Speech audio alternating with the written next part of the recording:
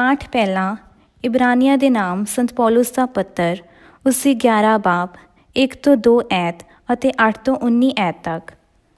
ਈਮਾਨ ਉਹਨਾਂ ਗੱਲਾਂ ਨੂੰ ਯਕੀਨੀ ਬਣਾਉਂਦਾ ਹੈ ਜਿਨ੍ਹਾਂ ਦੀ ਅਸੀਂ ਉਮੀਦ ਕਰਦੇ ਹਾਂ ਅਤੇ ਉਹਨਾਂ ਚੀਜ਼ਾਂ ਦਾ ਸਬੂਤ ਹੈ ਜਿਨ੍ਹਾਂ ਨੂੰ ਅਸੀਂ ਦੇਖਦੇ ਨਹੀਂ ਹਾਂ।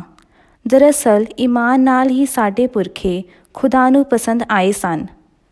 ਈਮਾਨ ਨਾਲ ਹੀ ਅਬਰਾਹਮ ਨੇ ਆਗਿਆ ਮੰਨੀ ਜਦੋਂ ਖੁਦਾ ਨੇ ਉਸਨੂੰ ਉਸ ਥਾਂ ਵੱਲ ਚਲੇ ਜਾਣ ਲਈ ਸੱਦਿਆ ਜੋ ਉਸ ਨੂੰ ਵਿਰਸੇ ਵਿੱਚ ਮਿਲਣ ਵਾਲੀ ਸੀ, ਅਤੇ ਬਿਨਾਂ ਜਾਣੇ ਕਿ ਉਹ ਕਿੱਥੇ ਜਾ ਰਿਹਾ ਹੈ ਉਹ ਉਸ ਸਫ਼ਰ 'ਤੇ ਚੱਲ ਪਿਆ। ਈਮਾਨ ਨਾਲ ਹੀ ਉਹ ਕੁਝ ਸਮੇਂ ਲਈ ਉਸ ਧਰਤੀ ਉੱਤੇ ਵੱਸਦਾ ਰਿਹਾ ਜਿਸ ਦੇ ਦਿੱਤੇ ਜਾਣ ਦੀ ਪ੍ਰਤਿੱਗਿਆ ਉਸ ਨਾਲ ਕੀਤੀ ਗਈ ਸੀ। ਉੱਥੇ ਉਹ ਤੰਬੂਆਂ ਵਿੱਚ ਰਿਹਾ ਜਿਵੇਂ ਵਿਦੇਸ਼ੀ ਧਰਤੀ ਉੱਤੇ।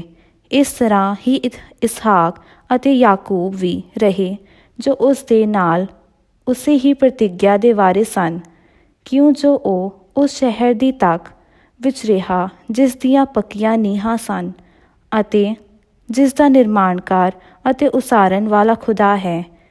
ਈਮਾਨ ਨਾਲ ਹੀ ਉਸ ਨੂੰ, ਭਾਵੇਂ ਉਹ ਬਹੁਤ ਬੁੱਢਾ ਸੀ, ਬੱਚਾ ਪੈਦਾ ਕਰਨ ਦੀ ਸ਼ਕਤੀ ਮਿਲੀ, ਅਤੇ ਸਾਰਾ ਨੂੰ ਜੋ ਖੁਦ ਬਾਂਝ ਸੀ ਉਮਰ ਲੰਘ ਜਾਣ ਦੇ ਬਾਵਜੂਦ ਵੀ ਗਰਭ ਧਾਰਨ ਦੀ ਸ਼ਕਤੀ ਮਿਲੀ, ਕਿਉਂਕਿ ਉਸ ਦੀ ਧਾਰਨਾ ਸੀ ਕਿ ਜਿਸ ਨੇ ਪ੍ਰਤਿੱਗਿਆ ਕੀਤੀ ਹੈ ਉਹ ਵਾਅਦੇ ਦਾ ਸੱਚਾ ਹੈ।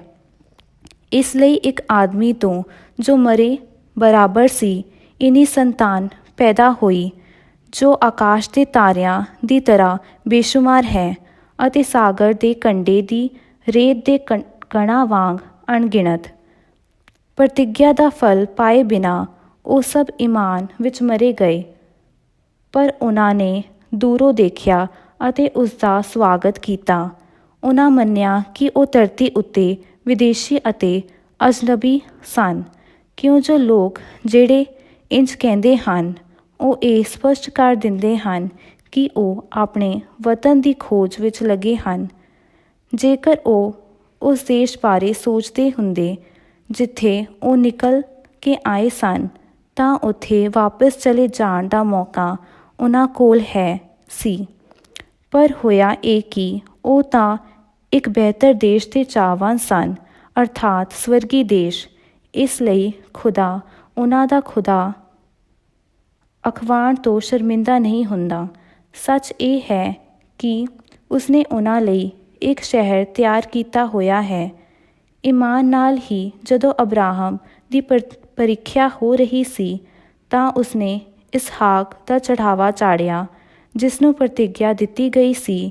ਉਹ ਆਪਣੇ ਇਕਲੌਤੇ ਪੁੱਤਰ ਨੂੰ ਕੁਰਬਾਨ ਕਰਨ ਲਈ ਤਿਆਰ ਹੋ ਗਿਆ, ਜਿਸ ਬਾਰੇ ਉਸਨੂੰ ਭਾਵੇਂ ਦੱਸਿਆ ਗਿਆ ਸੀ ਕਿ ਇਹ ਇਸਹਾਕ ਹੈ ਜਿਸ ਤੋਂ ਤੇਰੇ ਵੰਸ਼ ਦਾ ਨਾਂ ਚੱਲੇਗਾ। ਅਬਰਾਹਮ ਦੀ ਵੀ ਇਹ ਧਾਰਨਾ ਸੀ ਕਿ ਖੁਦਾ ਕਿਸੇ ਨੂੰ ਮੁਰਦਿਆਂ ਵਿੱਚੋਂ ਵੀ ਜਿੰਦਾ ਕਰ ਸਕਦਾ ਹੈ, ਅਤੇ ਨਿਸ਼ਾਨਾਂ ਦੀ ਬੋਲੀ ਵਿੱਚ ਇੱਕ ਤਰ੍ਹਾਂ ਨਾਲ ਉਸਨੇ ਆਪਣੇ ਬੇਟੇ ਨੂੰ ਫਿਰ ਪਾ ਹੀ ਲਿਆ। ਇਹ ਪ੍ਰਭੂ ਦੀ ਬਾਣੀ ਹੈ। ਖੁਦਾ ਦਾ ਸ਼ੁਕਰ ਹੋਵੇ। ਸੰਤ ਮਰਕੁਸ ਦੀ ਅੰਜੀਲ ਉਹਦਾ 4 ਬਾਬ 35 ਤੋਂ ਲੈ ਕੇ 41 ਆਇਤ ਤੱਕ। ਉਸ ਦਿਨ ਜਦੋਂ ਸ਼ਾਮ ਹੋ ਗਈ ਤਾਂ ਯੀਸ਼ੂ ਨੇ ਆਪਣੇ ਚੇਲਿਆਂ ਨੂੰ ਕਿਹਾ, ਅਸੀਂ ਉਸ ਪਾਰ ਚਲੀਏ। ਅਤੇ ਪੀੜ ਨੂੰ ਚੜ੍ਹ ਕੇ ਚੇਲੇ ਉਸ ਨੂੰ ਜਿਸ ਤਰ੍ਹਾਂ ਉਹ ਸੀ ਉਸੇ ਤਰ੍ਹਾਂ ਆਪਣੇ ਨਾਲ ਕਿਸ਼ਤੀ ਦੇ ਵਿੱਚ ਲੈ ਗਏ। ਹੋਰ ਵੀ ਕਿਸ਼ਤੀਆਂ ਉਸ ਦੇ ਨਾਲ ਸਨ। ਤਦ ਹਵਾ ਦਾ ਇੱਕ ਵੱਡਾ ਤੂਫਾਨ ਚੜ੍ਹ ਆਇਆ ਅਤੇ ਲਹਿਰਾਂ ਕਿਸ਼ਤੀ ਦੇ ਨਾਲ ਟਕਰਾਉਣ ਲੱਗ ਪਿਆ। ਇਸ ਲਈ ਕਿਸ਼ਤੀ ਪਾਣੀ ਦੇ ਨਾਲ ਭਰ ਚਲੀ ਸੀ, ਪਰ ਉਹ ਕਿਸ਼ਤੀ ਦੇ ਪਿਛਲੇ ਹਿੱਸੇ ਦੇ ਵਿੱਚ ਗਤੀ ਉੱਤੇ ਸੁੱਤਾ ਪਿਆ ਸੀ। ਚੇਲਿਆਂ ਨੇ ਉਸ ਨੂੰ ਜਗਾਇਆ ਅਤੇ ਕਿਹਾ, ਗੁਰੂ ਜੀ, ਤੁਹਾਨੂੰ ਕੋਈ ਫਿਕਰ ਨਹੀਂ ਜੋ ਅਸੀਂ ਗਰਕ ਹੋ ਰਹੇ ਹਾਂ। ਉਹ ਜਾਗ ਗਿਆ ਅਤੇ ਉਸਨੇ ਹਵਾ ਨੂੰ ਡਾਂਡਿਆ ਅਤੇ ਸਮੁੰਦਰ ਨੂੰ ਕਿਹਾ, ਸ਼ਾਂਤ ਹੋ, ਦਮ ਜਾ। ਹਵਾ ਬੰਦ ਹੋ ਗਈ ਅਤੇ ਸਭ ਸ਼ਾਂਤ ਹੋ ਗਿਆ। ਉਸਨੇ ਉਹਨਾਂ ਨੂੰ ਕਿਹਾ, ਤੁਸੀਂ ਕਿਉਂ ਡਰਦੇ ਸੋ? ਕਿ ਤੁਹਾਡੇ ਵਿੱਚ ਅਜੇ ਵੀ ਈਮਾਨ ਨਹੀਂ ਹੈ? ਉਹ ਖੌਫ ਨਾਲ ਪਰ ਗਏ ਅਤੇ ਆਪਸ ਵਿੱਚ ਕਹਿਣ ਲੱਗੇ, ਆਖਰ ਇਹ ਕੌਣ ਕਿ ਹਵਾ ਅਤੇ ਸਮੁੰਦਰ ਵੀ ਇਸ ਦਾ ਹੁਕਮ ਮੰਨਦੇ ਹਨ। ਇਹ ਪ੍ਰਭੂ ਦਾ ਪਵਿੱਤਰ ਅੰਜੀਲ ਹੈ। ਤੇਰੀ ਮਹਿਮਾ ਹੋਵੇ ਏ ਮਸੀਹਾ।